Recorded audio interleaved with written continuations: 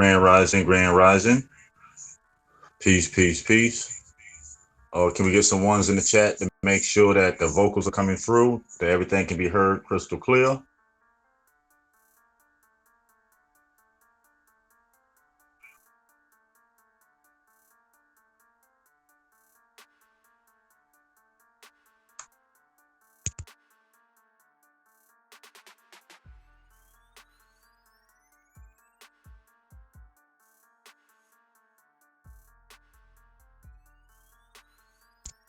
All right. Sorry for the slow start this rising.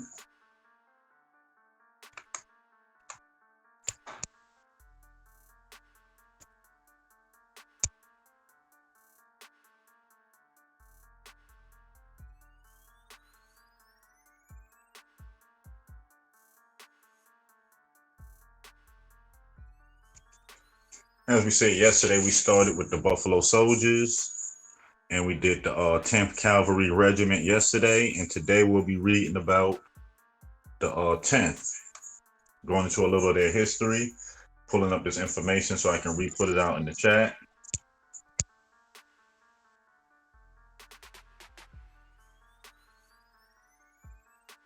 Mic check.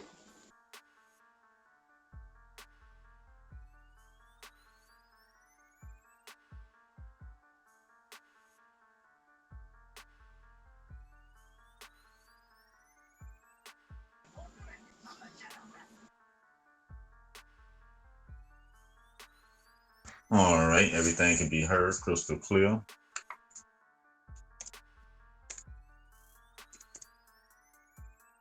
That works for me. It works for me. All right.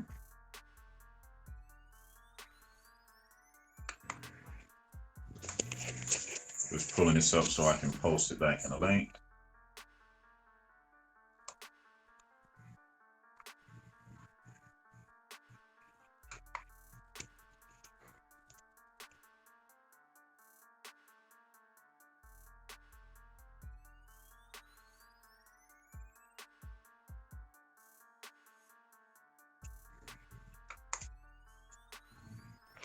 How everyone's doing in the chat. Since we got volume and stuff, we can hear each other for 30, 40 seconds. I can have it posted on the page so everyone can read along.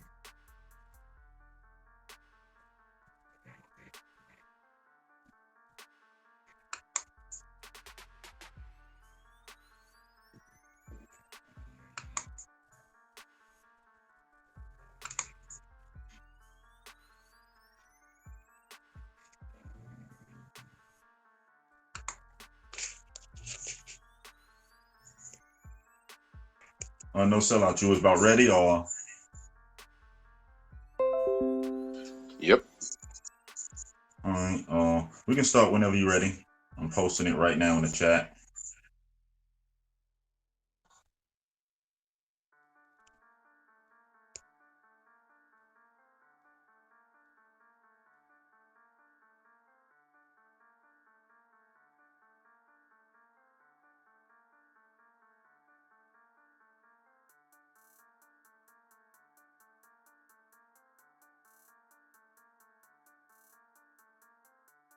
I'm trying to get my screen straight. Make sure I can read all this.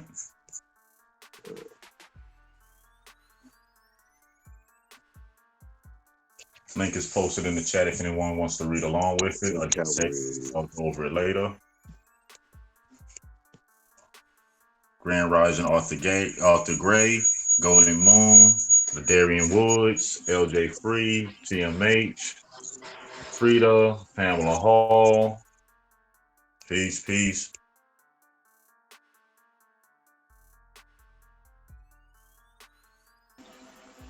All right, we're reading the 10th Cavalry Regiment, United States.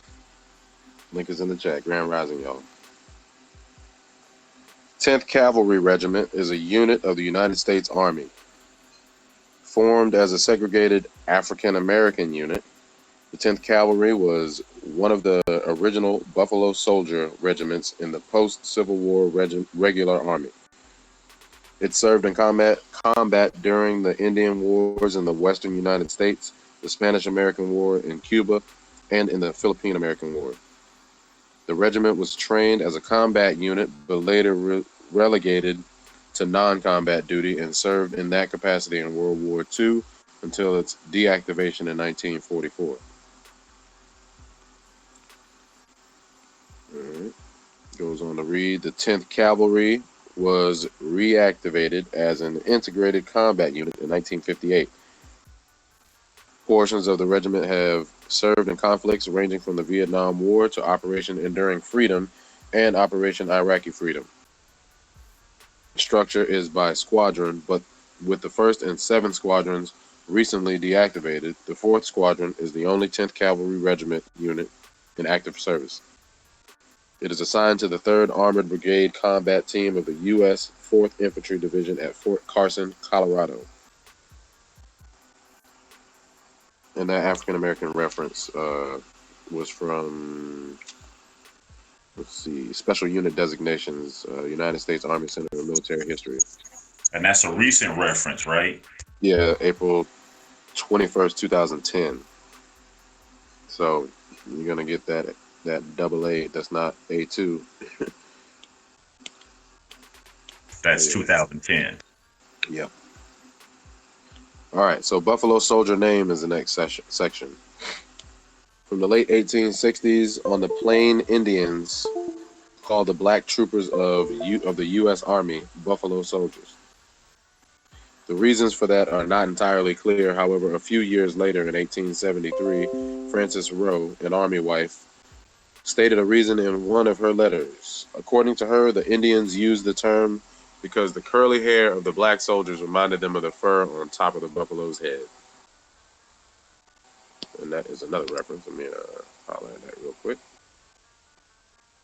That is from William H. Leckie, Shirley A. Leckie, The Buffalo Soldiers, a narrative of the Black Cavalry in the West, University of Oklahoma, 2012.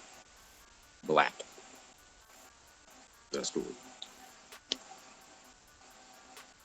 All right. I think I lost my place. Hold on one sec.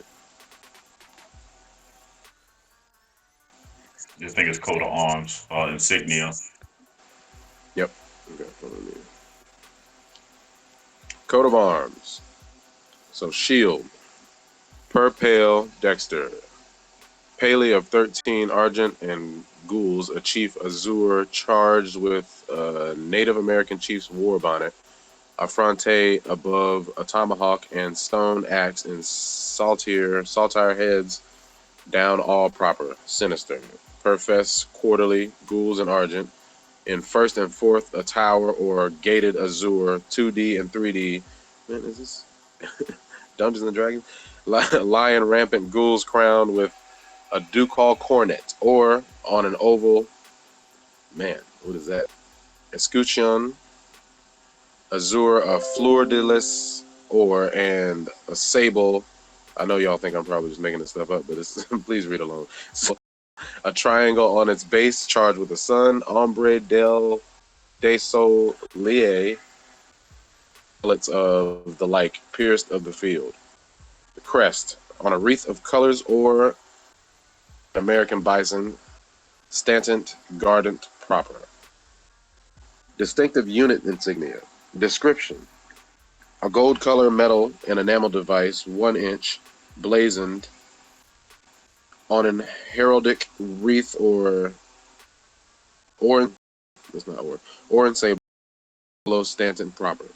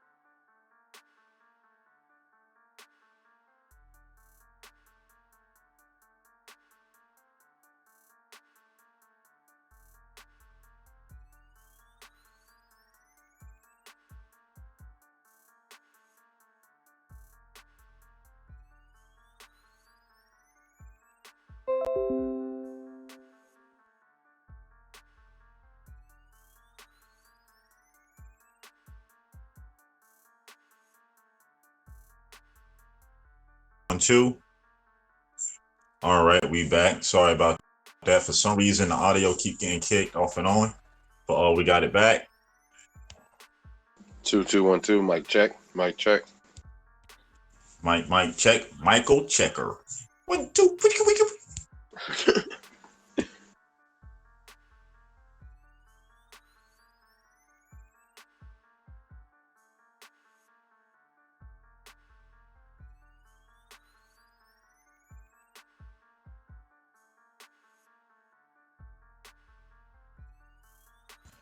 All right, get ones to make sure that the sound is coming back through crystal clear.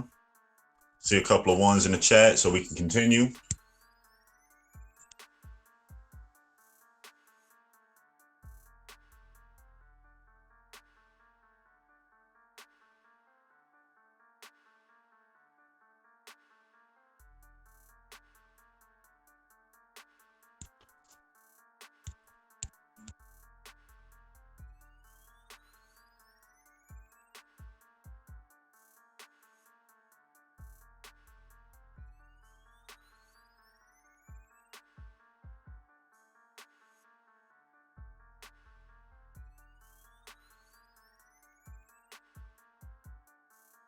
Mic check. Okay. You know I'm trying to find my place. Hold up. No problem, no problem. I think we're on regimental song. Yeah. Let's see. The Buffaloes, the regimental song of the 10th Cavalry Regiment from about 1885, sung to the tune of Stephen Foster's Camptown Races. Am I reading this? What? What? Am I singing it? 1 and a 2 and a not. No, exactly. Probably Okay. off. I'm about to go to early history. I don't know. We are on early history. Maybe we can find some audio of that song though. No, don't worry. We're gonna get somebody to sing it. Sung to the tune of Camptown Races. LJ, TMH, we need you. Please. Nah. So I'll move to the Indian Wars though. 1866 to 74. 1866 to 1874. So there's a painting there. If you guys click that link that we have in the chat. Did we post the link again? Yeah, I posted again. Okay. Wounded and Lifted on Horse, a painting by C. Taylor from the book Ups and Downs of an Army Officer, written by George A. Arms. The painting describes when the then Captain Arms was wounded in the hip and lifted up on a horse during the Battle of the Saline River in August 1867. All right, so it goes on to read about the Indian Wars from 1866 to 1874. The 10th U.S. Cavalry was formed at Fort Leavenworth, Kansas in 1866 as an all-African-American regiment. The 10th U.S. Cavalry Regiment was composed of black enlisted men and white officers, which was typical for that era. By the end of July 1867, 8 companies of enlisted men had been recruited from the departments of Missouri, Arkansas, and the Platte. Or is that Platte? The Platte. Life at Leavenworth was not pleasant for the 10th Cavalry. The fort's commander, who was openly opposed to African Americans serving in the regular army, made life for the new troops difficult. Colonel Benjamin Grierson sought to have his regiment transferred and subsequently received orders moving the regiment to Fort Riley, Kansas. This began on the morning of 6 August 1867 and was completed the next day in the afternoon of 7 August. One of the first battles of the 10th was the Battle of the Saline River. This battle occurred 25 miles northwest of Fort Hays in Kansas near the end of August 1867. After a railroad work party was wiped out, patrols from the 38th Infantry Regiment in 1869 reorganized into the 24th Infantry Regiment with a 10th Cavalry Troop were sent out to locate the hostile Cheyenne forces. Quote, hostile, end quote, Cheyenne forces. Captain George Arms, Company F, 10th Cavalry, while following an active trail along the Saline River, were surrounded by about 400 Cheyenne warriors. Arms formed a defensive, quote, hollow square, end quote, with the cavalry mounts in the middle. Seeking better defensive ground, Arms walked his command while maintaining the defensive square. After 8 hours of combat, 2,000 rounds of defensive fire, and 15 miles of movement, the Cheyenne disengaged and withdrew Company F without reinforcements. Concluded 113 miles of movement during a 30-hour patrol, riding the final 10 miles back to Fort Hays with only one trooper killed in action. Captain Arms, wounded in the hip early in battle, commented later, quote, "It is the greatest wonder in the world that my command escaped being massacred," end quote. Arms credited his officers for devotion to duty and coolness under fire. In 1867 and 1868, the 10th Cavalry participated in General William Tecumseh Sherman's winter campaigns against the Cheyennes, Arapahoes, and Comanches. Units of the 10th prevented the Cheyenne from fleeing to the northwest, thus allowing Custer and the 7th Cavalry to defeat them at the decisive battle near Fort Cobb, Indian Territory.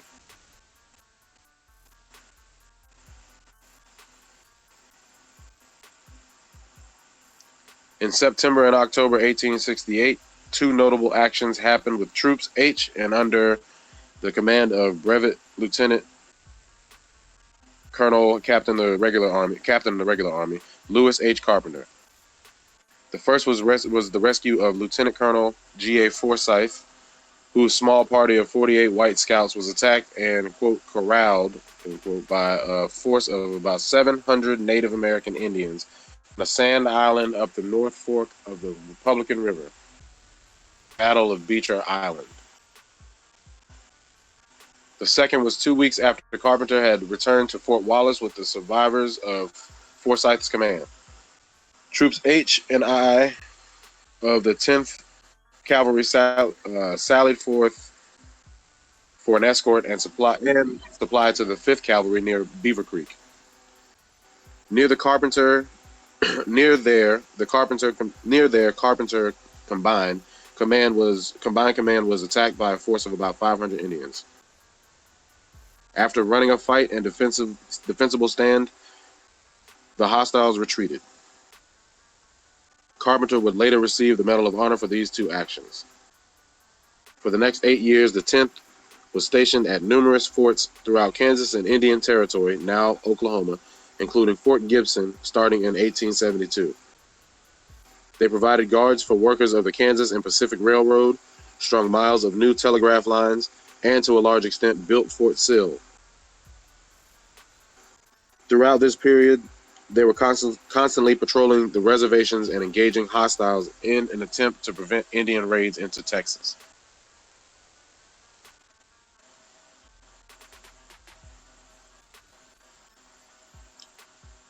All right, so we got the Indian Wars, 1875 to 1884. Like I said, you dudes doing a whole lot to supposedly be some slaves. And not to mention any place you see African American, that is a updated term. But you said 2010 they added it to it. Yeah, 2010 was that first one, and I think our second quotes. Let me make sure. All of it is recent. If you download the 2012, it has it marked with the sources to where they changed the wording over. It was marked where they put in new updated words from the original. Yeah. Yep, so the next one was 2012, 2010, yep, 2010. All right, so where we at? Indian Wars 1875 to 1884, I believe, right? Yep, okay. On 17 April 1875, regimental headquarters for the 10th Cavalry was transferred to Fort Concho, Texas. Companies actually arrived at Fort Concho in May 1873. At various times from 1873 to 1885, Fort Concho housed 9th Cavalry Companies A through F, K, and M, 10th Cavalry Companies A, D through G, I, L, and M, 24th Infantry Companies D through G and K, and 25th Infantry Companies G and K. The 10th Regimental's mission in Texas was to protect mail and travel routes, control Indian movements, provide protection from Mexican revolutionaries and outlaws, and to gain knowledge of the area's terrain.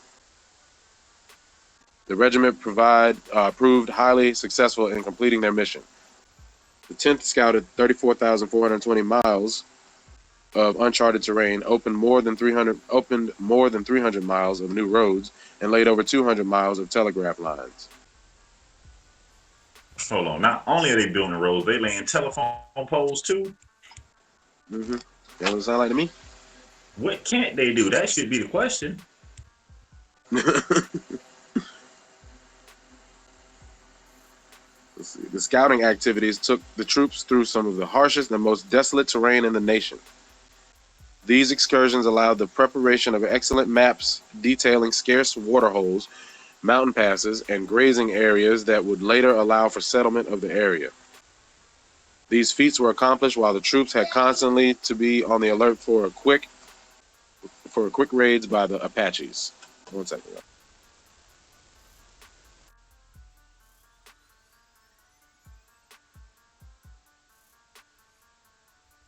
And so they stay in West Texas, produce tough soldiers who became accustomed to surviving in an area that offered few comforts and no luxuries for those who survived.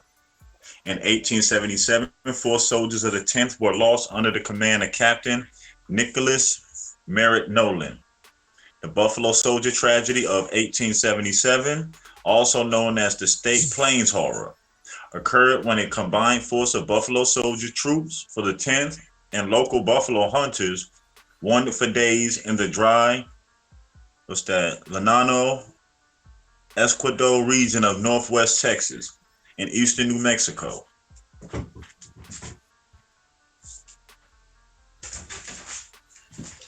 It goes on to state, during July of a drought year, the two groups had united forces for a retaliatory act of regional Native American bands who had been staging raids on white settlers in the area during what came to be called the Buffalo Hunters' War. Over the course of 5 days in the near waterless Llano Escobedo, they divided in 4 soldiers and 1 buffalo hunter died. Due to the telegraph news of the ongoing event and speculation reached Eastern newspapers where it was in all erroneous. Oh. That's a tough word. My bad, I'm back. Reached Eastern newspapers where it was. Oh, you're at due to the telegraph. Almost about to the end of that line. Okay. Reported that the expedition had been massacred. Later, after the remainder of the group returned from Lanao, the same papers declared them back from the dead. Wow. The 10th Cavalry played an important role in the 1879 to 80 campaign, Victorio's War, against Victorio and his band of Apaches. Victorio and his followers escaped from their New Mexico reservation and wreaked havoc throughout the Southwest on their way to Mexico. Colonel Grierson and the 10th attempted to prevent Victorio's return to the U.S., and particularly his reaching New Mexico, where he could cause additional problems with the Apaches still on the reservations. Knowing the importance of water in the harsh region, Grierson decided the best way to intercept Victorio was to take control of potential water holes along this route. The campaign called for the biggest military concentration ever assembled in the Trans-Pecos area. 6 troops of the 10th Cavalry were assigned to patrol the area from the Van Horn Mountains west to Quitman Mountains and north to the Sierra Diablo and Delaware Mountains. Encounters with the Indians usually resulted in skirmishes, However, the 10th engaged in major confrontations at the Tinaja de las Palmas, a waterhole south of Sierra Blanca, and at Rattlesnake Springs, north of Van Horn. These two engagements halted Victorio and forced him to retreat to Mexico. Although Victorio and his band were not captured, the campaign conducted by the 10th prevented them from reaching New Mexico. The 10th's efforts at containment exhausted the Apaches. Soon after they crossed the border, Victorio and many of his warriors were killed by Mexican troops on 14 October 1880. They got it in.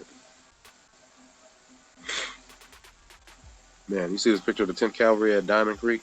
It's kind of fuzzy. I wish they were zoomed in. Mm-hmm. See that? They're all the way over there. Camera all the way over here. All right, in 18...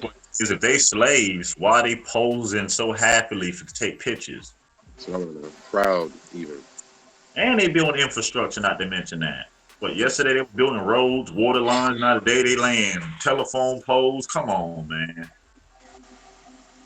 They're just not doing that in some places of the world. But they the blueprints for the Army Corps engineers next.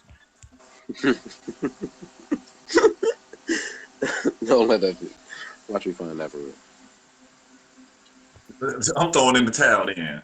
I ain't want to read no more. Just burn the book. I ain't want to read. Yeah, we done after that. All right, it goes to say in 1885, the regiment was transferred to the Department of Arizona. Once again, the 10th was involved in the arduous pursuit of Apaches who left the reservations under the leadership of Geronimo, Nana, Natchez, Chihuahua, and Magnus. The 10th Cavalry continued to fight Apaches after Geronimo's surrender in 1886. The detachment of 10th Cavalry would fight one of their last battles of the Apache Wars north of Globe and the Salt River during an expedition on 7 March 1890. After the battle, Sergeant William McBriar was awarded the Medal of Honor for his actions during the pursuit of the Apache warriors. After 20 years of service on posts in the Southwest, the regiment, now under the command of Colonel John K. Misner, was transferred to the Department of Dakota in 1891. The regiment served at various posts in Montana and Dakotas until 1898. During this time, a young white lieutenant, John J. Pershing, later known as Black Jack for his time with the unit, commanded a troop from Fort Assiniboine, right? Anybody? No. In north central Montana. Pershing commanded an expedition to the south and southwest that rounded up and deported a large number of Cree Indians to Canada. In summary, from 1866 to the early 1890s, the 10th Cavalry Regiment served at a variety of posts in the southwestern United States, Apache Wars, and Great Plains region. They participated in most of the military campaigns in these areas and earned a distinguished record. 13 enlisted men and 6 officers from the Buffalo Soldiers, 4 regiments including the 10th, earned the Medal of Honor during the Indian Wars. You know, it stuck out on what you just read, where it was like Pershings, where Pershings commanded an expedition to the south and southwest that rounded up and deported a large number of Cree Indians to Canada. To Canada, yeah. So a lot of people be asking how a lot of these people got to certain areas that they wasn't familiar with. They're telling you that they went down south, gathered up these Indians, and took them and dropped them off in Canada. They didn't call them hostiles or anything like that. They called them Indians. So. Mm-hmm. And another question, what I want to know is, where are all these African slaves at when all this is going on? They're chained up down below. To be heard and not to be seen, I don't know. I don't know. Don't give me the line. I think we're going to need to blame for this one. Bring back David Copperfield, somebody, Houdini. Run it back. Not the. I think Copperfield alive. Macadon one talking about him downstairs.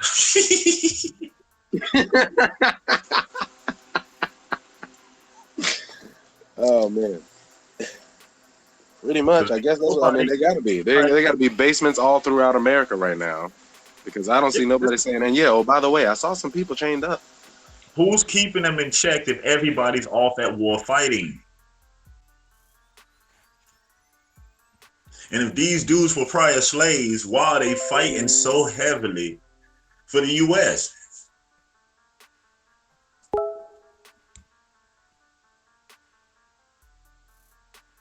Just some more to think about as we unravel more and more of our stories.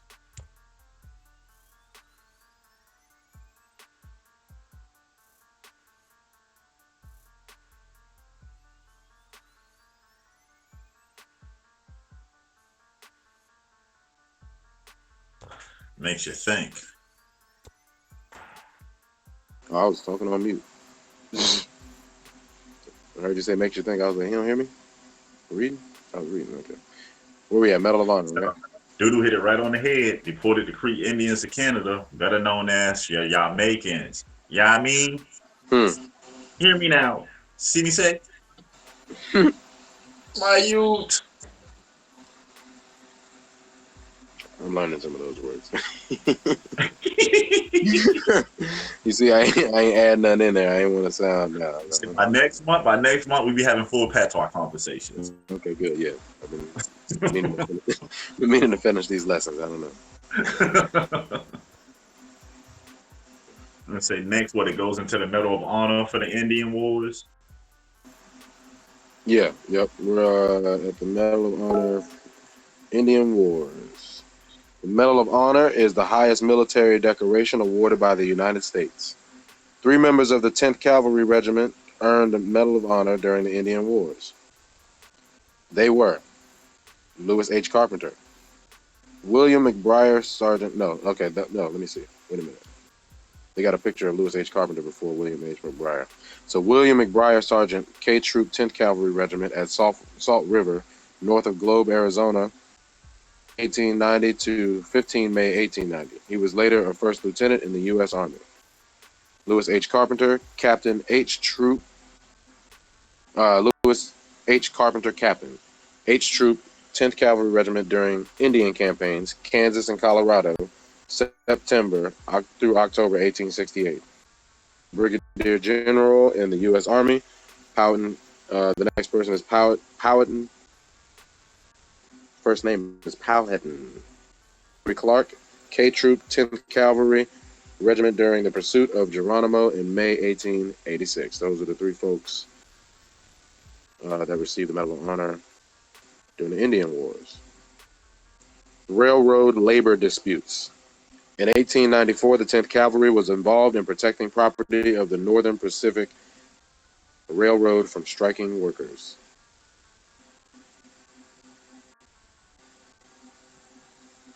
All right, so moving on.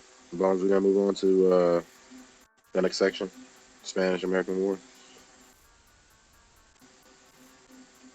Mic check to the chat. Yeah, Peace no to the problem. chat. So the people under the stairs, Copper and Neil, you silly. I just made that reference last week. Something about tongues being cut off. I don't know. Or Sandlot. I don't know. Sandlot? Yeah. Am I on mute? Mic check. Anybody, can I get a 1?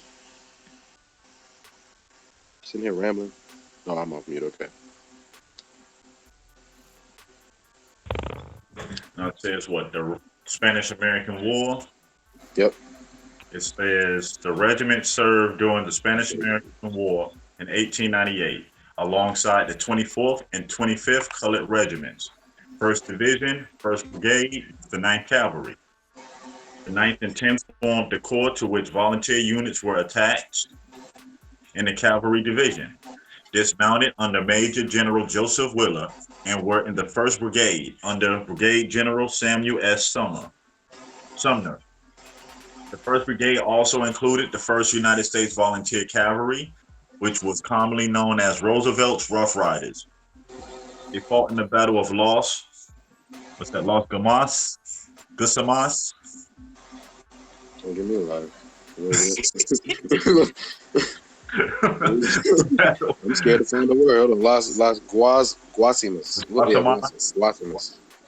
Guasamas. Guacamole, no. Let me shut up. That's the beginning. Battle of Taracoba, Tayacoba, where all four members of the last rescue party were awarded the Medal of Honor.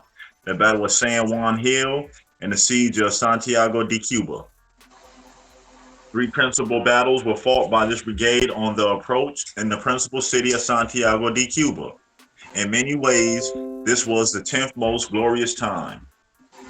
The first of these was the Battle of Las Gusamas on the 24th of June, 1898, where Lieutenant Conley and the 10th Cavalry saved a portion of the Rough Riders from annihilation.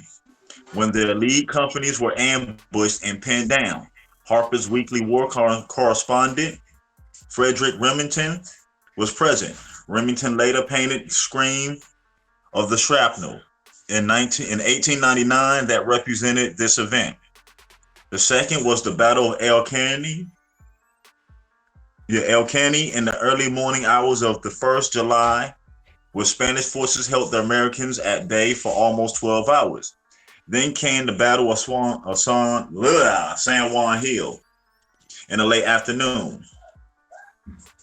Says the Battle of San Juan Heights involved the 10th Cavalry Regiment, who took part in taking of the two main heights. One was on the so-called Kettle Hill by the Americans, and the other main height on what would be called San Juan Hill. Says as the 10th moved in position, they were receiving fire from the San Juan Heights that was fortified by the Spanish defenders.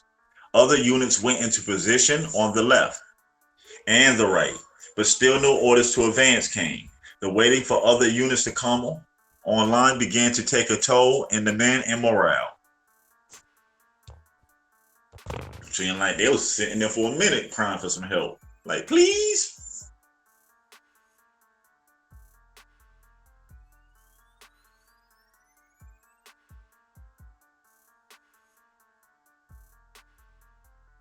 Goes on to state San Juan Hill, a former brigade staff officer, then assigned to D Troop of the 10th Cavalry, First Lieutenant Julius.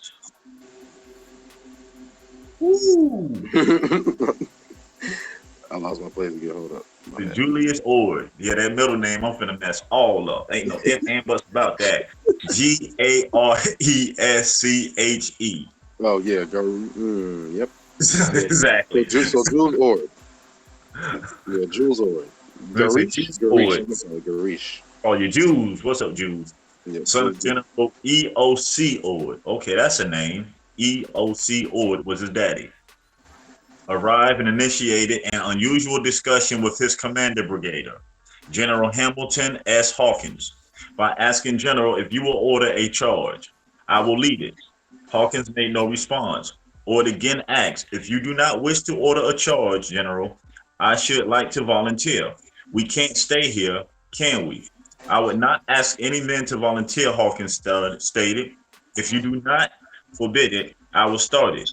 Returned Ord. Hawkins again remained silent. Ord finally asked, I only ask you do not refuse permission, Hawkins responded. I will not ask for volunteers. I will not give permission, and I will not refuse it. He said, God bless you and good luck. Dang.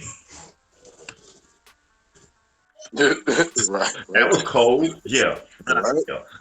With the response, Ord rushed to the front of the brigade, advising them to support the charge of the regulars. Captain John Bigelow, Jr., commander of D Troop of the 10th, with his second in command of Ord in the lead, moved out of the trenches and advanced up the slope.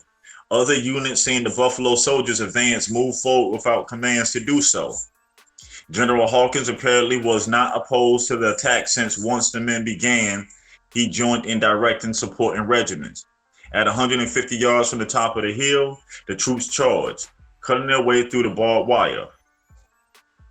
Huh? Bigelow was hit 4 times before falling. Then he continued to encourage his men not to stop until the top.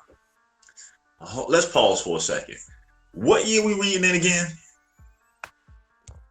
So say that again. The year that we reading it again? I'm just making sure I ain't lose myself. I could like 1890 something. Samuel Hill. Let's see. What year we at?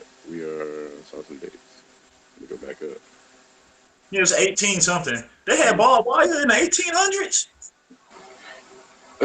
Who came up with that? That's what I want to know. Who invented the barbed wire? That's what stopped me from going further on. At 150 yards from the top of the hill, the troops charged, cutting their way through the barbed wire. Yeah. Denzel was hit 4 times before falling. Then he continued to encourage his men not to stop until the top. Why does it sound like Denzel getting an award for glory? I'm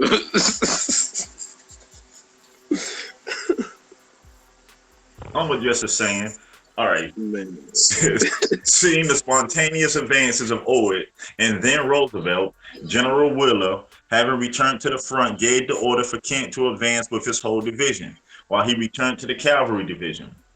Kent sent forward Ewell's brigade to join Hawkins. Men already approaching the hill. Kent's men discovered that the Spanish had placed their trenches in faulty positions and were accurately covered from their fire, while the attackers climbed the hill. Ord still in the lead, was among the first to reach the crest of San Juan Hill. The Spanish fled as Ord began directing supporting fire into the remaining Spanish when he was shot in the throat and mortally wounded. General Hawkins was wounded shortly after. Ugh. First Sergeant Bivens then took command of D Troop on San Juan Hill and held his position until relieved. First Lieutenant John J. Pershing, quartermaster of the 10th, took over temporary command of D Troop. Persons had helped lead the charge up Kettle Hill with the right flank of the 10th. He was later replaced by Lieutenant A.E. Kennington. The 10th would continue to fight during the siege of Santiago. Santiago fell to the Americans and Conley's Buffalo Regiment on the 17th of July, 1898. Just pause for a second. I don't know about you, I'm still stuck on this barbed wire. Can somebody explain this to me? I actually didn't know. I don't know when barbed wire was invented. That's why I was confused. Who put that out? That's what I want to know. Where did it come from? Are we doing the cattle thing or something? Is that an industry? I don't know. Gotta get this timeline popping. We got a link from TMH. Hold on one second. It's crazy.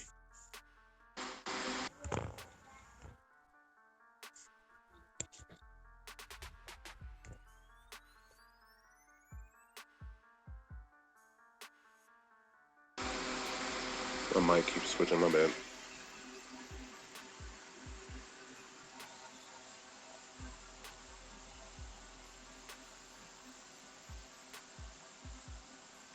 It goes on to Kettle Hill.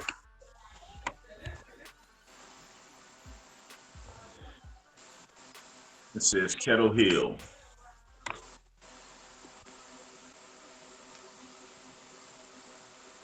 Oh yeah, Kettle. You said Kettle Hill?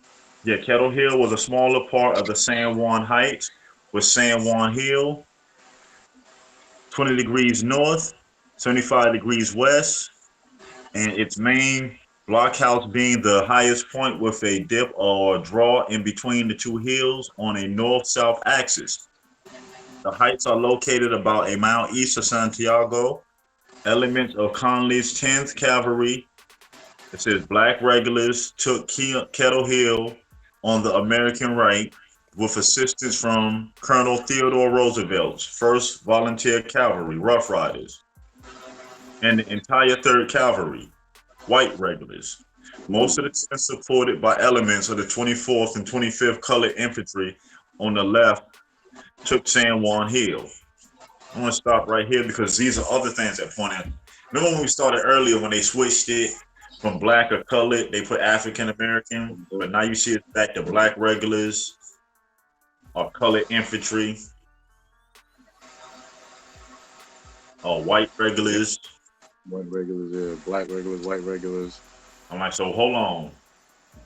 Just a couple of months ago, they were saying the article said African. Now let me stop. I ain't gonna do it. I ain't gonna do it.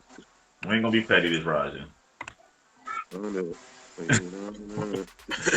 Said the 10th had held the center position between the two hills, and when they went forward, they split toward the tops of the two hills. Lieutenant Ord started the regulars forward on the American left, and Roosevelt claimed he started the charge on the right. Retreating Spanish troops withdrew towards San Juan Hill, still being contested. The regulars fired toward them and supported their comrades fighting on the adjacent hill. A legend was started that the Rough Riders alone took Kettle Hill, but this is not true.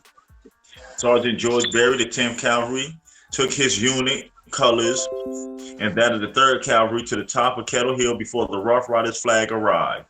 This is supported in the writings of persons who fought with Sergeant Connolly and the 10th on the Kettle Hill, and later led the American Expeditionary Force during the First World War. Ain't that something? It goes on to say Medal of Honor for the Spanish-American War.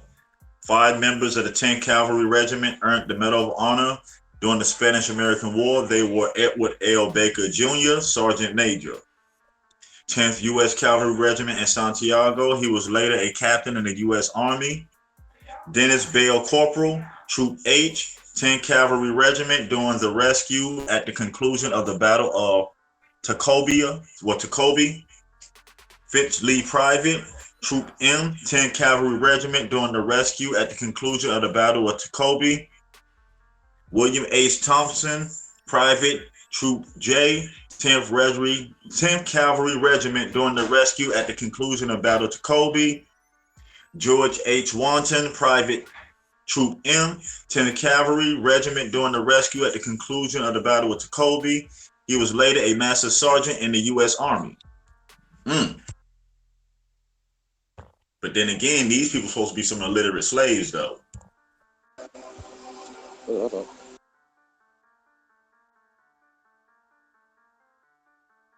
But not to mention, it was training everybody else.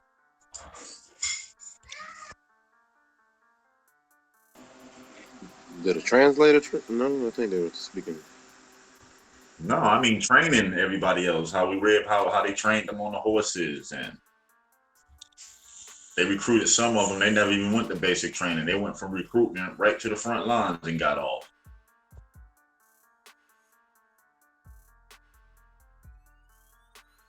And I still want to know, why wouldn't you leave? But that's a question for another day.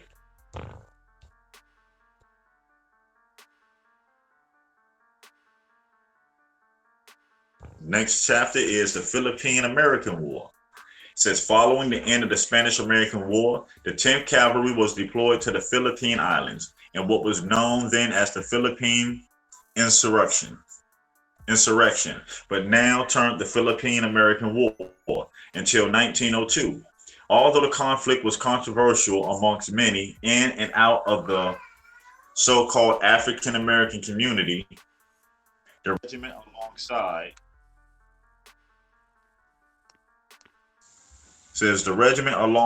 the 9th Cavalry and 24th and 25th Infantry served honorably and admirably. The conflict also provided an opportunity as several senior NCOs were commissioned as officers in the Philippine Scouts, including Edward Baker. But such opportunity would be short-lived as the first American Governor General, then future President William Taft, barred the 4 segregated colored regiments from continuing to serve in the Philippines. I wonder why.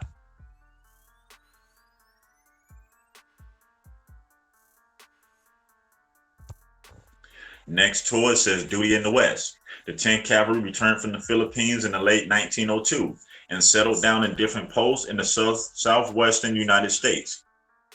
Patriots and garrisons life was the routine for the regiment. Under war plans, the 10th was designated for service in the Pacific and support in the Philippines from 1950 through 1942, but never rotated there. It says the 9th Cavalry Regiment, not the 10th, became park rangers. Again, the 9th Cavalry Regiment, not the 10th, became park rangers in 1905 for Yosemite National Park and other state and federal lands.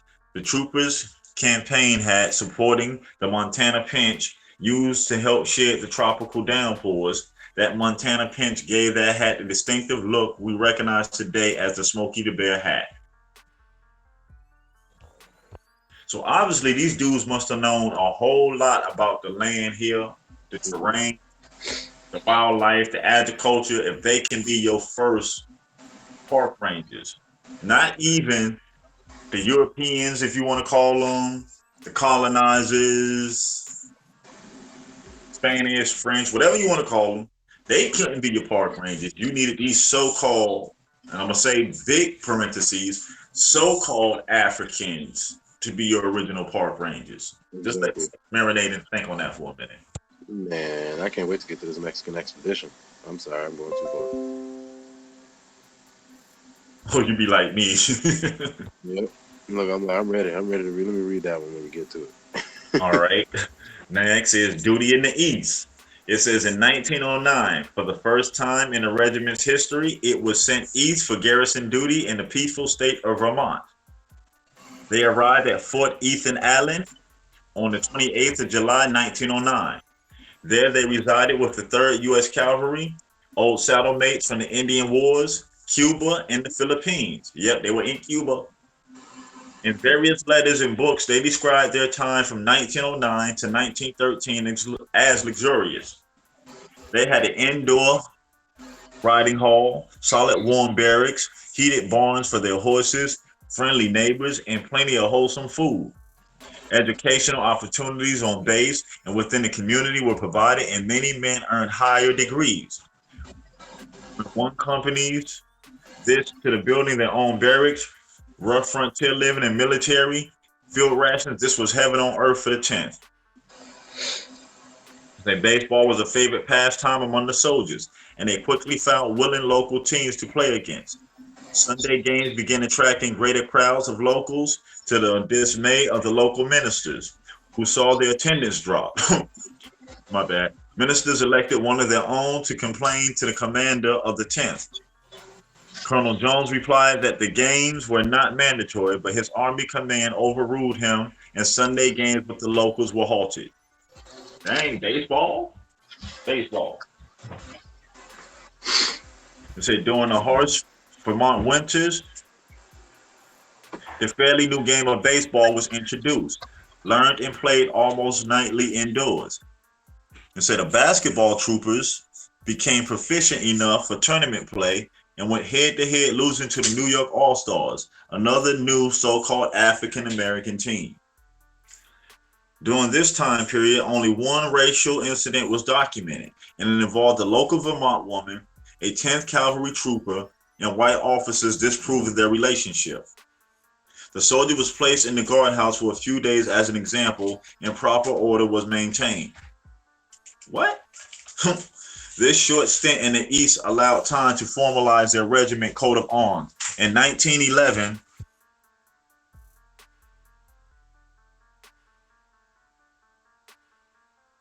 says in coat of arms, in 1911 allowed them to show off their horsemanship to amaze civilians, members of Congress, statesmen from many lands, and even President Wilson. F Troop of the 10th Cavalry Regiment was recognized as the premier demonstration unit in the entire U.S. Army. Due to rising tensions along the Mexican-American border, the 10th was sent to the Southwest starting in the late November and finishing in December 1913. Wow. Let's say in Fort, here go another one. Akachua, Huachuca. It's one of them. Between the five, we said one of them got to be. Yep. And Arizona became the new headquarters. That's crazy. So these so-called slaves that they try to tell you in history had it so bad was living in luxury playing baseball and basketball. Not only that, early 1900s, they playing indoor baseball. I don't even got indoor baseball now. I'm not just a saying.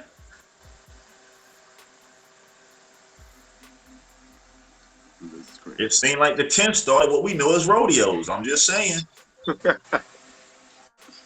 And I said the easier question is what they didn't do, because it seemed like they had their hands in some of everything so far. Everything.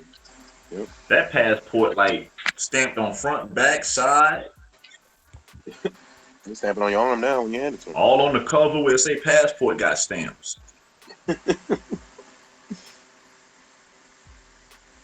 Man, this picture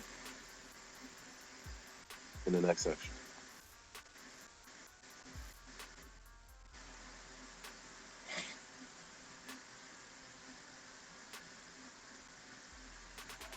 Mic check. Oh, I'm on mute.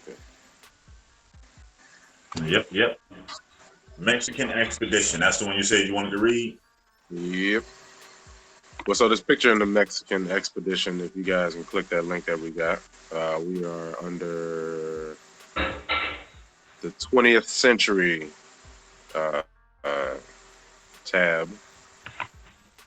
We are at the Mexican expedition. So there's a picture, the Buffalo Soldiers of the U.S. 10th Cavalry Regiment who were taken prisoner during the Battle of Carrizal in 1916. This picture was taken upon their release. Found that interesting. All right, so the Mexican expedition.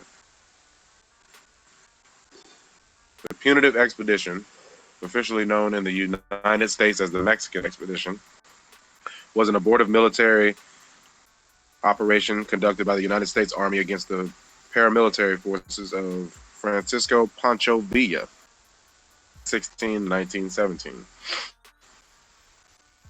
The expedition was retaliation for Villa's invasion of the United States and attack on the village of Columbus, New Mexico in Luna County during the Mexican Revolution.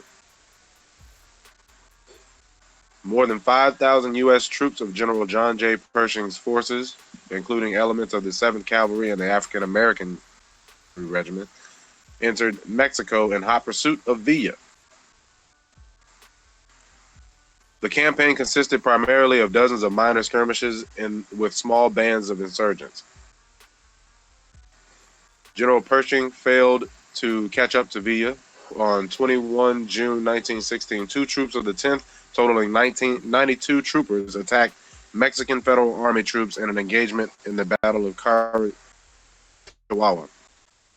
12 U.S. troops were killed and 23 taken prisoner. Rallies were casualties, including the Mexican General Gomez. The engagement nearly precipitated open war with the Mexican government. The Carranza government during that three-cornered Mexican Civil War, but both immediately moved to lessen tensions and open negotiations for U.S. withdrawal, preventing war. Were repatriated at El Paso, Texas, by the Carrancista government. But Bones, you saw that picture, right? Yeah, I got it on live stream now so everybody can see it. Them gentlemen right there. Yeah, it's on a regular live screen, so. Okay, that'll work.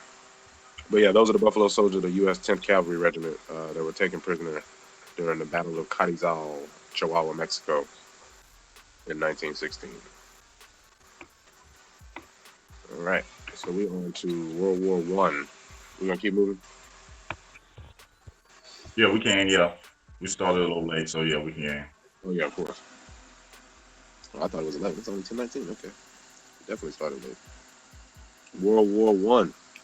The 10th Cavalry spent World War I in the United States. On 9 January 1918, the U.S. 10th Cavalry Regiment was involved in a firefight with Yaqui Indians just west of Nogales, Arizona. E Troop intercepted a group of American Yaquis on their way to render aid to Yaquis of Sonora, who were in the midst of a long-running war with the Mexicans. Later that year, August 1918, the 10th Cavalry fought a border skirmish with The 35th Infantry Regiment at the Battle of Ambos Nogales, in which German military advisors fought and died along with Mexican soldiers. This was the only battle during World War I where Germans engaged in land combat against the United States soldiers in North America.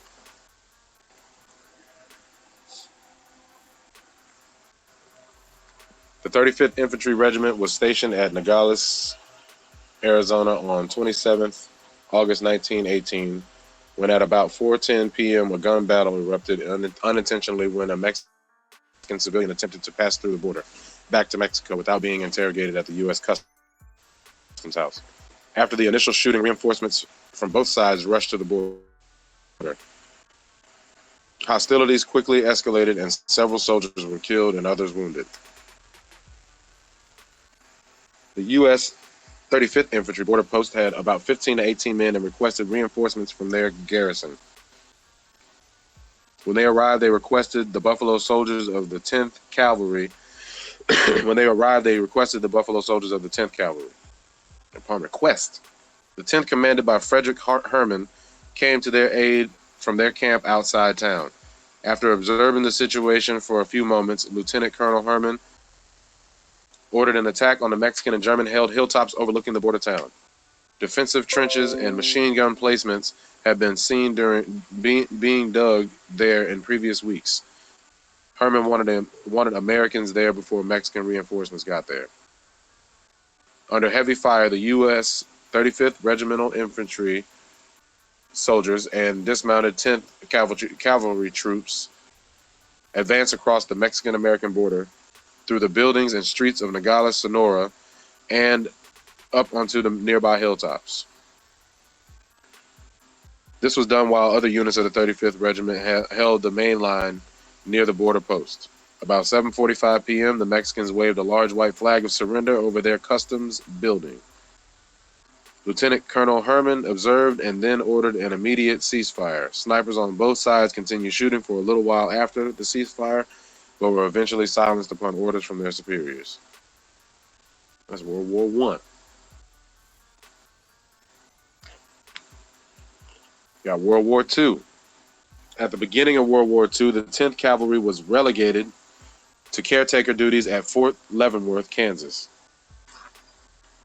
In 1942, the regiment was moved to Camp Lockett, California, replacing the 11th Cavalry in its duties as the southern defense of the Western Defense. Hold on one second. One second.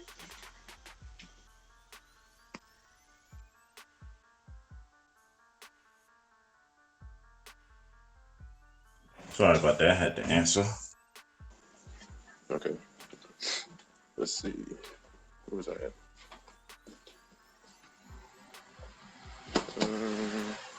All right. So in 1942, the regiment was moved to Camp Lockett, California, replacing the 11th Cavalry in its duties as the Southern Defense of the Western Defense Command under Lieutenant General DeWitt. 153 NCOs of this regiment would later be assigned to the newly organized 28th Cavalry Regiment, forming its cadre and filling out the 4th Cavalry Brigade, which would remain in existence after the deactivation of the 2nd Cavalry Division and its subsequent reactivation. In the summer of 1943, the 10th and 28th Cavalry Regiments fought wildfires in the Cleveland National Forest. In 1944, the entire 2nd Cavalry Division was shipped out to Oran, North Africa, where it disembarked and was deactivated on 9 March 1944. Although trained as combat soldiers, the soldiers of this regiment and other regiments of 2nd Cavalry Division were reorganized as combat support and combat service support units. Some would see combat as replacement soldiers of the 92nd Infantry Division.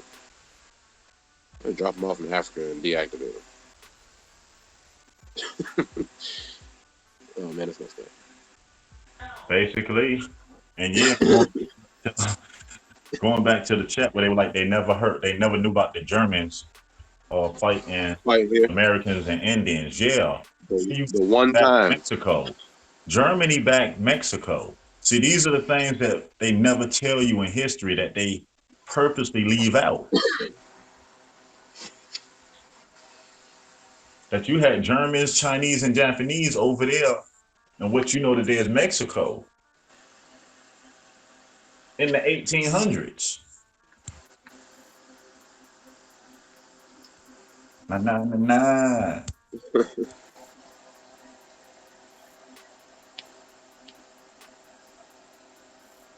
What was that? What was that?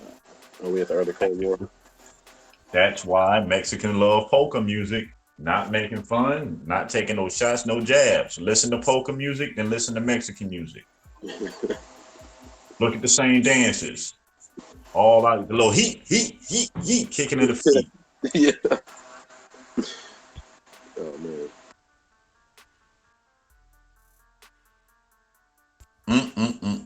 Ain't that something?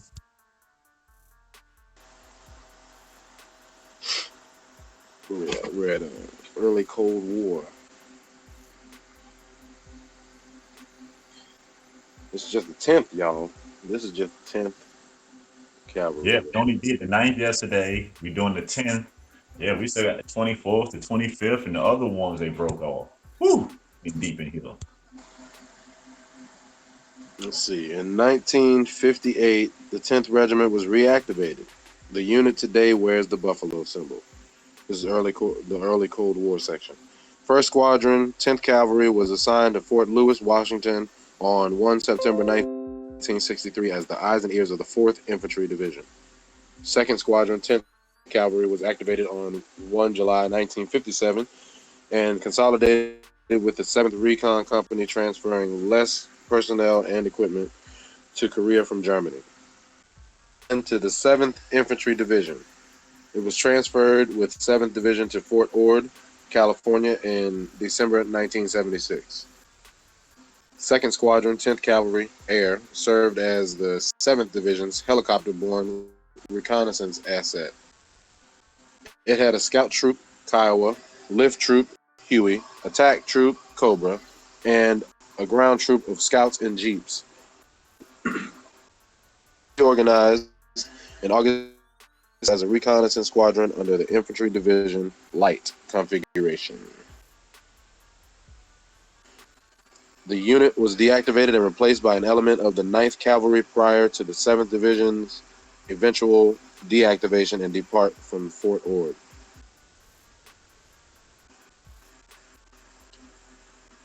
That was early Cold War. Vietnam. In the later part of 1966, the 1st Squadron, 10th Cavalry Armored Reconnaissance, went to the Republic of South Vietnam during the Vietnam War, 1966 to 1972, operating in the 2 Corps area as part of the 4th Infantry Division. It received its first Valorous Unit Award in May 1969 for actions at LZ Oasis against a battalion-sized enemy force. The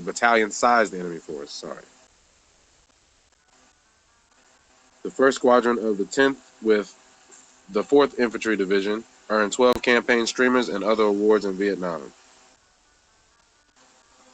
In April 1972, Troop H, 10th Air Cavalry, was formed with assets from the disbanding Troop C, 7th Squadron, 17th Cavalry Regiment, and placed under the 17th Aviation Group, Pleiku.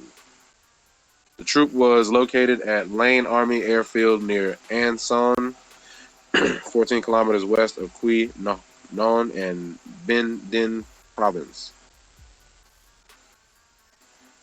H Troop air crews conducted aerial reconnaissance, hunter/killer, and search and destroy missions using OH-6 Cayuse, Loach, that's funny, AH-1 Cobra, Snake, and UH-1 Iroquois, Huey helicopters and ground troops for the Republic of Korea's 2nd Infantry Division and the various South Vietnamese Army units. The unit disbanded shortly after Paris peace accords were signed in 1973. Specialist 4 Robert Frakes, the last American combat casualty of the Vietnam War, perished in a post-crash fire after his OH-6 helicopter was lost to enemy fire on January 26th, the last day of U.S. combat operations.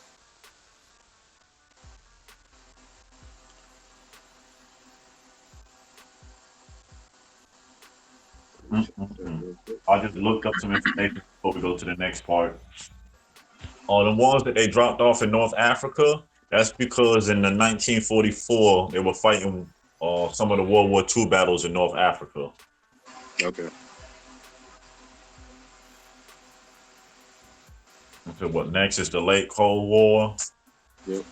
It says 1st Squadron, 10th Cavalry, 110th Cav, with the 4th Infantry Division participated in exercises reforged in 1977, 1978, 1981, 1985, 1987, and 1991. Exercise Reforger from Return of Forces to Germany was an annual exercise conducted during the Cold War by NATO.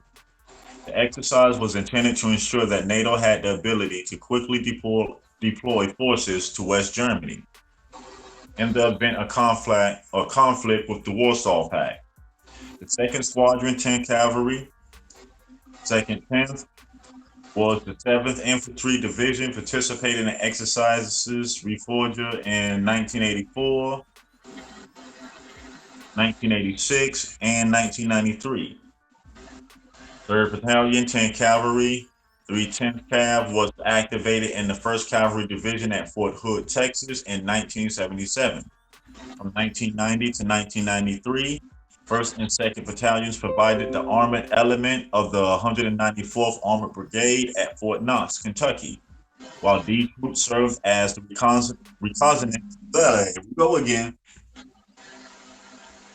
element for the brigade. And it says D Troop going into Blackjack. D Troop of the 10th Cavalry Regiment was detached and moved around before settling in with the 3rd Infantry Division, 3rd Brigade. On the 25th of June, 1958, D Troop was reconstituted in the regular army and redesignated as headquarters and headquarters troop with 4th Reconnaissance Squadron, 10th Cavalry Regiment on the 1st of September, 1963. The unit was redesignated as Troop D, 10th Cavalry, and assigned to Fort Knox, Kentucky on the 15th of April, 1968. The troop became part of the 5th Battalion, 53rd Armored Regiment of the 194th Armored Brigade. In October 1999, the 3rd Infantry Division, mechanized, began its transition to limited conversions divisions.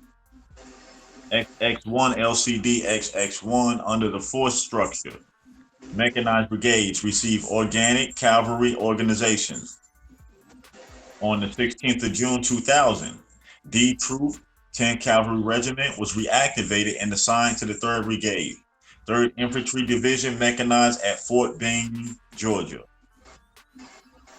In March 2003, the 3rd Brigade participated along with the rest of the 3rd Infantry Division mechanized in the initial operations against Iraq as part of Operation Iraqi Freedom.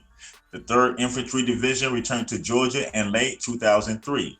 In mid-2004, it began the transformation to the U.S. Army's new modular force structure, which saw D Troop with 10th Cavalry inactive. And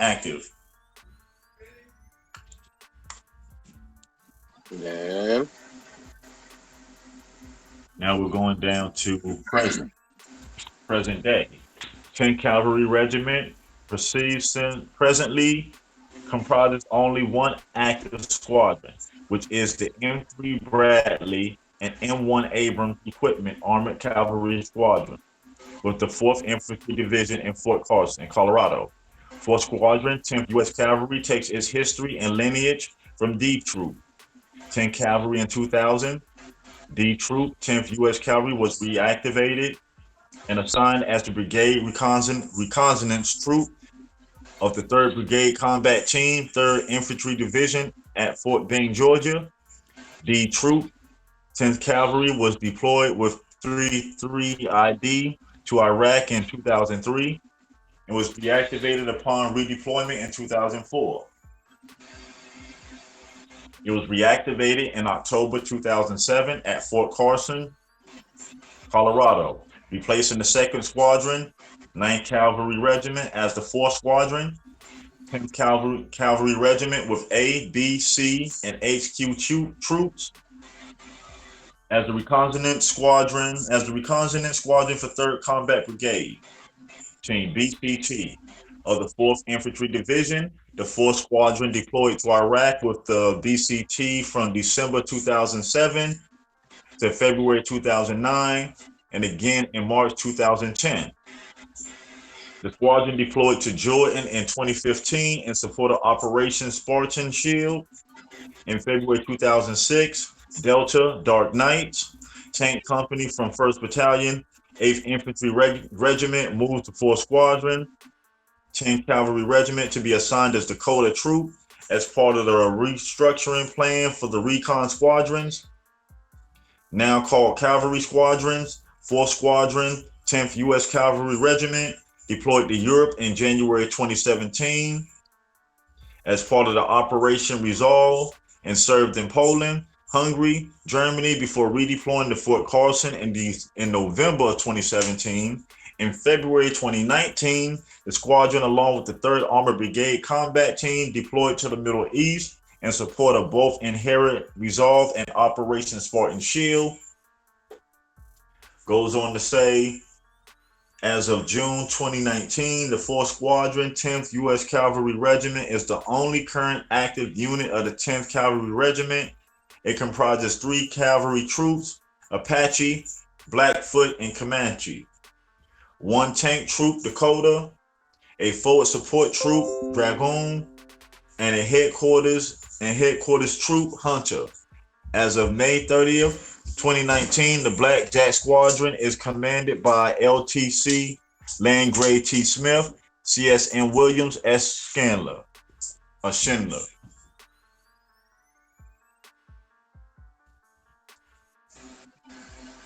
Well, we know this regiment is still active today. Yep, right now. As of May 30th, 2019. It might be in your neck of the woods. Now let me stop. And to finish it off, this is the campaign participation credit for the 10th.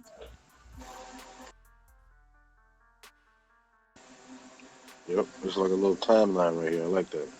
Yeah, it says activated in 1866, Indian Wars, 1867, Battle of Saline River near Fort Hays, Kansas, 1867 to 1868, winter campaigns against the Cheyennes. What's that? Arpos? Arapahoes. Comanches. 1868, Battle of Beecher Island. 1868, Battle of Beaver Creek. 1869, Defense of the Wichita, the first one. 1871, Texas Indian Wars. 1874, Defense of the Wichita, Part 2.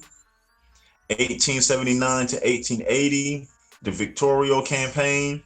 1880, Battle of Rattlesnake Springs. 1918, Battle of Bear Valley. Spanish-American War, the Battle of Las Gamas, Battle of Tacobi, Battle of El Caney, Battle of San Juan Hill, Siege of Santiago. Philippine-American War, the Moor Rebellion, Mexican Revolution, the Battle, what was that? Causay? Carousel. And it says World War I, 1918, Battle of Ambos Nogales, the only land battle in North America with German troops. Advisors with a Mexican unit were killed in action fighting Americans. Again, that's them Germans. It'd be a nice trick question. Did any Germans die on American soil during World War I? Let me stop. World War II, attached to the 4th Cavalry Brigade, 2nd Cavalry Division in 1942. In 1944, some members fought with the 92nd Infantry Division in Italy as replacements. In the 1958, the 10th Cavalry Regiment was reactivated. Okay, the Vietnam War. Counteroffensive Phase 2 with the 4th Infantry Division. Counteroffensive Phase 3. Tet counteroffensive, counteroffensive Phase 4. Counteroffensive Phase 5. Counteroffensive Phase 6. Tet 69 counteroffensive summer through fall 1969, winter through spring 1970. Sanctuary offensive except the 3rd Brigade. Counteroffensive Phase 8 except the 3rd Brigade. That's all in Vietnam. Iraqi War, liberation of Iraq, the 19th of March 2003 to May 1st 2003. Coalition and Provisional Authorities, May 2nd 2003 to June 28th 2004. Iraqi Interim Government, the 29th of June 2004 to the 30th of December 2005. Iraqi Transitional Government, December 31st 2005 to May 20th 2006. Government of Iraq from 2006, 20th of May 2006 to present, that means still ongoing. Reconstruction of Iraq, post-invasion Iraq 2003 to present, still going on. New Iraqi Army, international compact with Iraq. It says in July 2010, the 7th Squadron became the first armored reconnaissance squadron in the U.S. Army to deploy to Afghanistan. The squadron headquarters in DTRP FSC were located in Camp Stone, Iraq, with the line troops forward deployed in the Herat province, in Bangladesh province.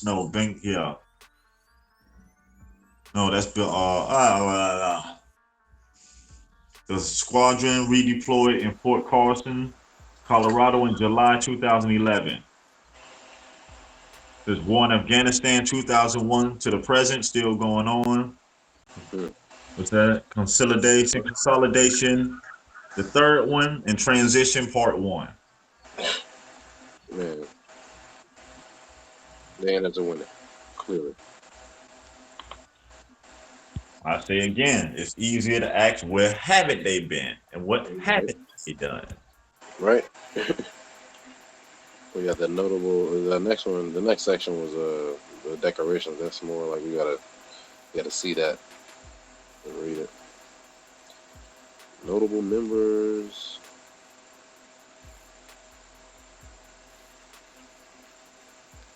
Oh yeah, we can finish this up. The notable members. Let's see.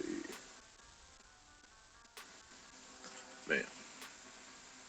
All right, so some, this is under notable members. Some members in this section are noted in the article above. If detailed in the article, they are summarized here. If not detailed, a brief expansion is provided. So, Mark Matthews, who was the oldest living Buffalo soldier, died at the age of 111 on 6 September 2005. He was buried at Arlington National Cemetery. Matthews joined the 10th Cavalry Regiment when he was only 15 years old after having been recruited at a Lexington, Kentucky racetrack and having documents forged so that he appeared to meet the minimum age of 17. Man. Summary of Medal of Honor recipients of the 10th Cavalry. William McBride. Oh, yeah, those summaries out there. William McBriar, Lewis H. Carpenter, Powhatan, Henry Clark, Indian Wars. The following 4 members of the 10th Cavalry Regiment received the Medal of Honor for the rescue of stranded soldiers on the beach at the conclusion of the Battle of Tayacoba. Dennis Bell, Fitz Lee, William H. Tompkins, and George H. Wanton. Edward L. Baker, Jr., Spanish-American War. John Bigelow, Jr., 2nd Lieutenant, later Lieutenant Colonel, with the 9th Cavalry Regiment from 1877 to 1885. Then assigned to the 10th Cavalry and stayed with them in Cuba, Detroit, 1899. He then served again with the 9th from 1903 to 1904. Benjamin Grierson, the first commander of the 10th Cavalry Regiment, served 1866 to 1888.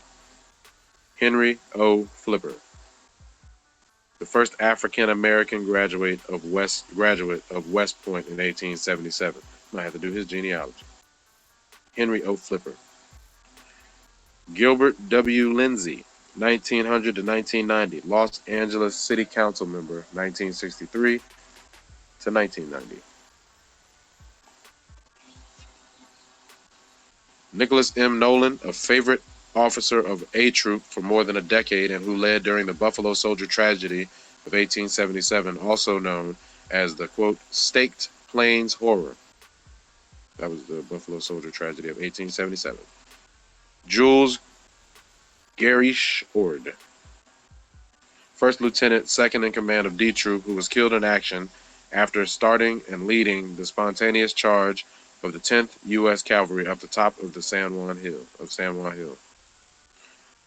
John J. Pershing, from October 1895 until mid-1897, first lieutenant, later general. Pershing commanded a troop of the 10th Cavalry Regiment from Fort Assiniboine, I believe, in north central Montana. In 1898 in Cuba, Major Pershing served as a regimental officer who participated in the assault on Kettle Hill, part of the San Juan Heights, and took over temporary command of D Troop after the Battle of July 1st, 1898. He was later known as Nigger Jack and Black Jack for comparing the high level of professionalism and discipline of the Buffalo Soldiers with other soldiers. Kenneth O. Preston is a former sergeant major of the Army in the United States. He served in that position from January 2004 through his retirement in March 2011. Augustus Whaley, or Whaley, double L, served with the 9th Cavalry Regiment as a private and received the Medal of Honor. He later served with the 10th Cavalry as a first sergeant in Cuba and the Philippines. Charles Young, Major, later Colonel, commanded the 2nd Squadron of the 10th during the 1916 punitive expedition into Mexico. He led a cavalry pistol charge that saved the wounded General Beltran and his men of 13th Cavalry Squadron, who had been outflanked. And those were the notable members. Oops, let me go back. Notable members, all right. The next section is in the media and fiction. We got a picture of St. John Harris of the 10th U.S. Cavalry with a Sharps rifle, 1868 circa. Buffalo Soldier is a reggae song written by Bob Marley and Noel King Sporty Williams. This is the media and fiction section. Tom Clancy's The Sum of All Fears. The 10th Cavalry Regiment is reformed to serve as the Army component of the American forces defending Israel. This reformed regiment continues to play prominently in Tom Clancy's executive orders, where it is transferred to Kuwait to defend that nation from the United Islamic Republic, a fictional amalgamation of Iran and Iraq.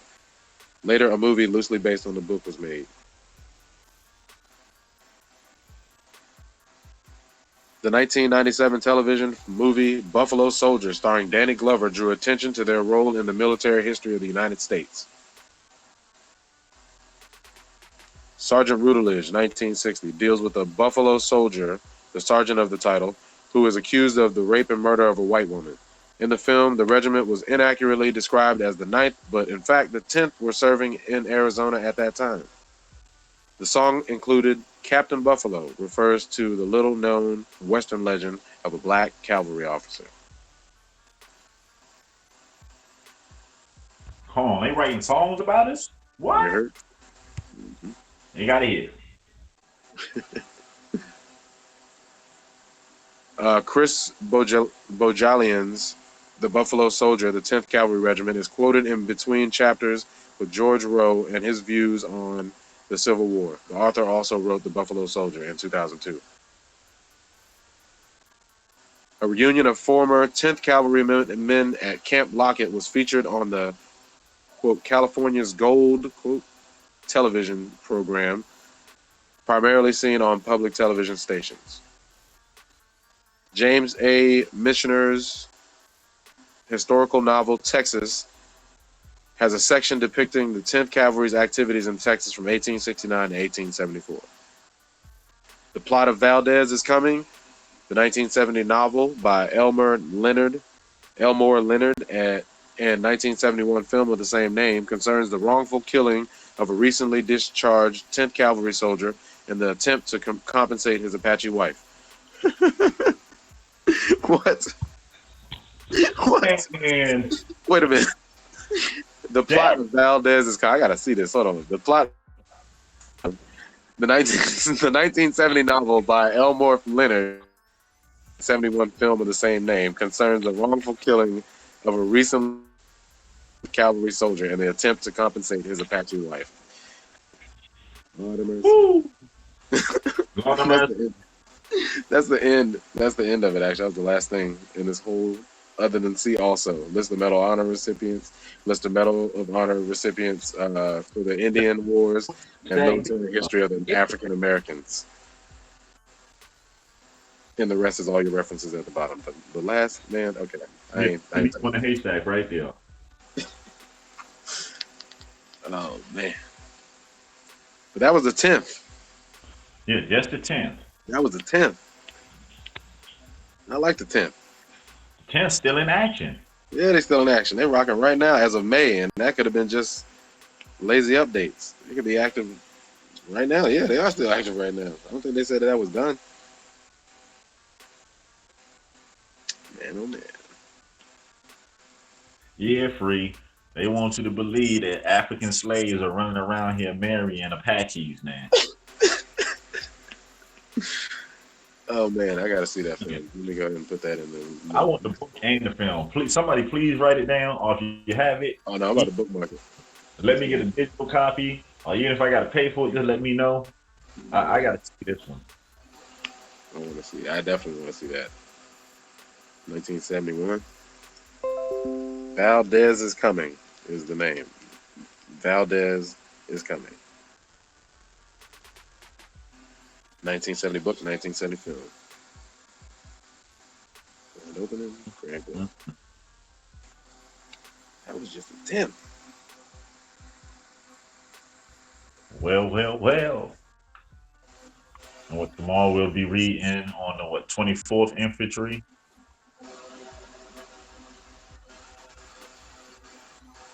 But still, like we said, they have done a lot.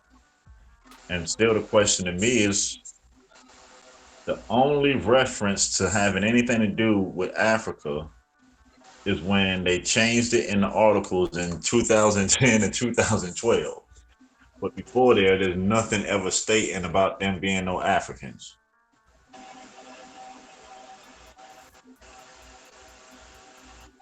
Bones, we might have to remake this one.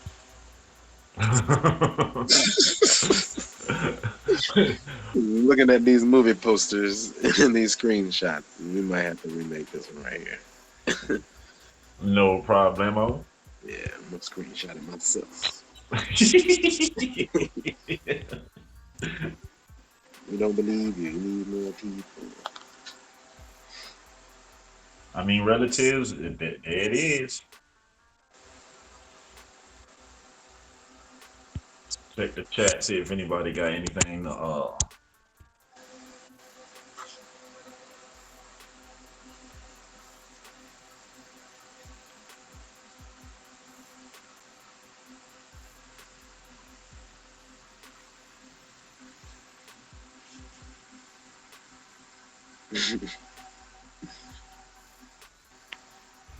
For y'all, I think that was that the reaction to what I read? I don't know.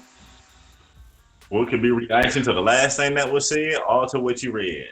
Yeah. It's appropriate to either one, I'm just saying. Man, that tickled me to read that though, the Apache wife thing. That's funny. Well, let me go back up and read James. No, can somebody tell me who was watching all these so-called slaves doing all this fighting? And if these Buffalo soldiers were former slaves, I'm supposed to believe, I'm finna say it again, you done beat on me my whole life, opposably. Then you're gonna turn around and give me a weapon. I don't use it on you? So, in the words how our brother Dudu always say, we supposed to believe that these Africans were so dumb that they got caught in they mother country, they got caught. They brought them over here, they got very intelligent to build telephone, delay telephone poles, escort the mail, take people back and forth, be the front line of all the major skirmishes in history. Then all of a sudden, the 1900s come and they got stupid again. I'm just saying. I'm like, come on, man, come on.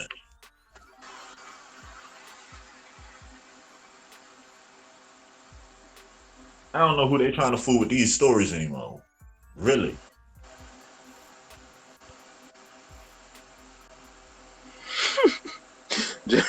James, man, this messed up. Because I was thinking, I think I said that some of these lands still trying to catch up. He said, where are the West African telephone poles prior to the 1950s? I know the chat read that. I'm sorry, y'all. I'm late. I was reading. Man.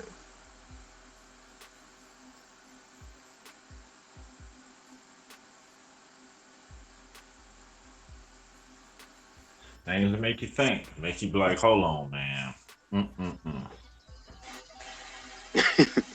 I ain't saying that one out loud.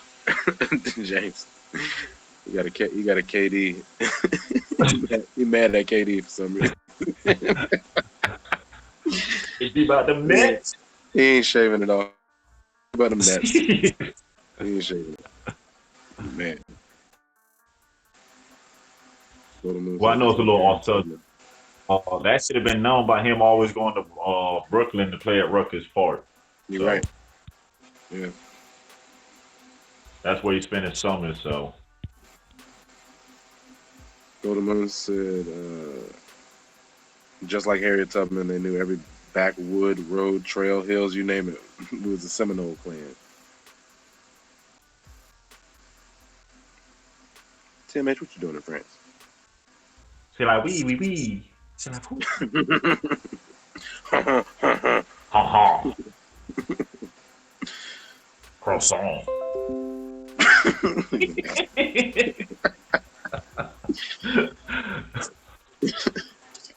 But yeah, gotta laugh it off after what we done dug up this rising. Well, over the last 2 shows in the weekend, so we started reading ahead.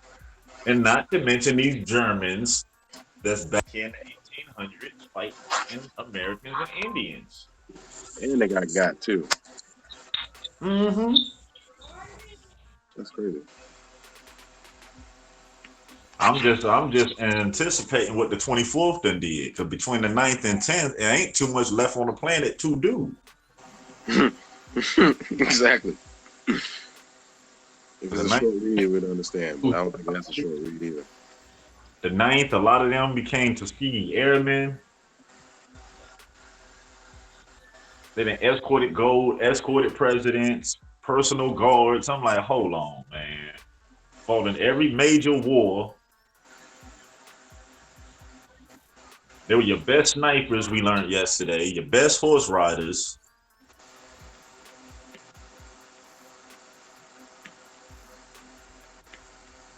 Number 1 in all these stats, but when it comes to their true history, ain't nothing.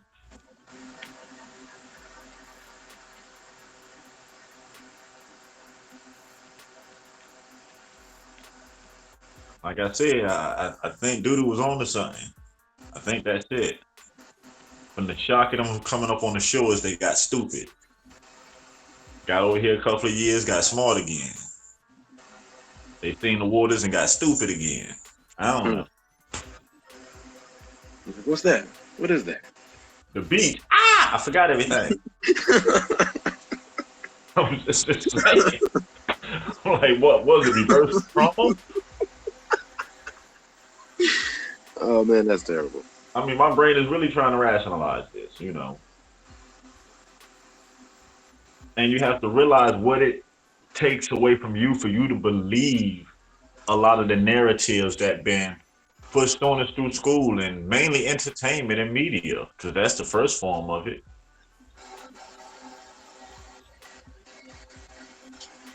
Because they keep saying that where they try to tell you African American, which we already know wasn't nobody using that term back in the 1800s.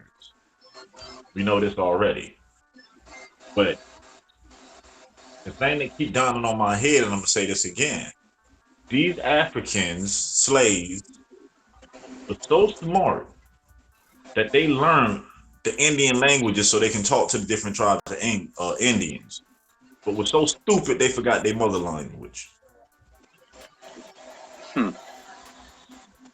That seems more difficult. Yeah, don't nan one of them speak nan dialect of African. Not one. Matter of fact, not one of us to this day do it. But they done picked up on all the different Indian languages. Think about it. They were translating. Oh, hold on, you translating.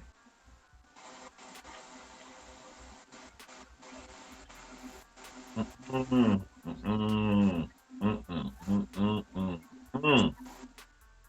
They ain't gonna be able to do that one.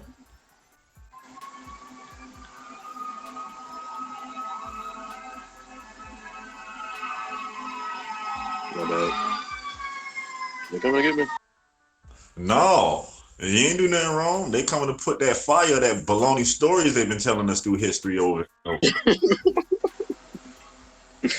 They know it's a load of it. They coming to wash it away. Bring them hoses. So, Yep. Doodle said the yams got them smart again. The yams and it came back to them.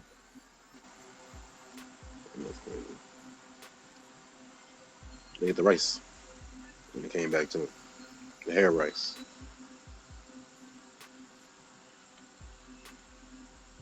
They said, "Oh, that's like that spinach to Popeye." Hi, the sweet potato pies. No. I'm doing this with y'all. This right.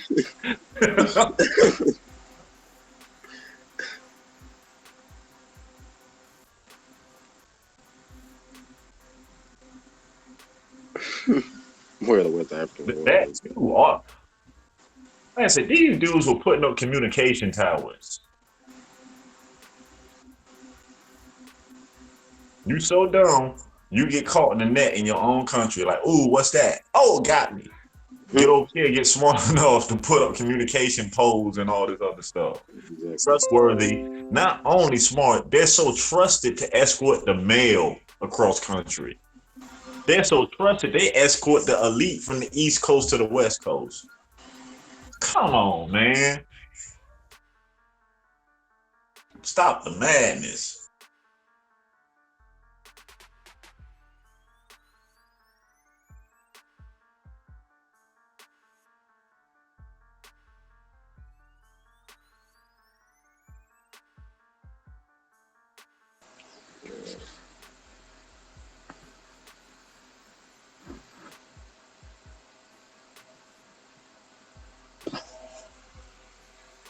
I don't know, Free. I don't know.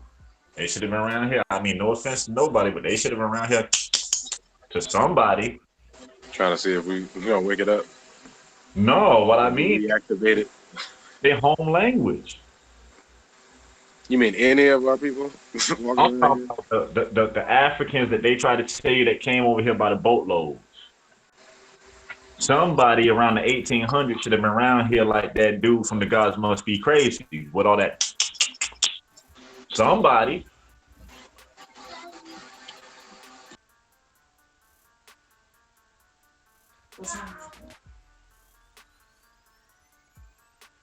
Somebody.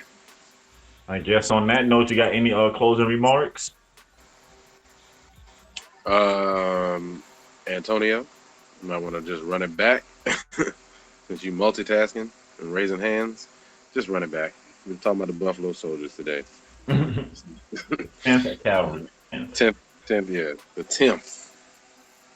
9th was yesterday. We'll go to Moon and say what horses they ride in West Africa. How were they able to track the Comanche and the Apaches in a land they wasn't familiar with? It takes years to become a sufficient sniper. Yeah, where them stories at? Where is the story of the person that finally knew how to read and write and all this? Like, let me tell my story and where I came from. I need some of them. And I'm a Buffalo Soldier. I don't think so. Good. No. So I guess if that's all for today, like we always say, it's always fun and good when we are kicking it with the relatives. Looking forward to tomorrow's Rising show where we start reading about the 24th. This is gonna be interesting. To say the very least. Yeah. So on that note, everybody have a very, very blissful day. And until we link up again, peace. Peace, y'all.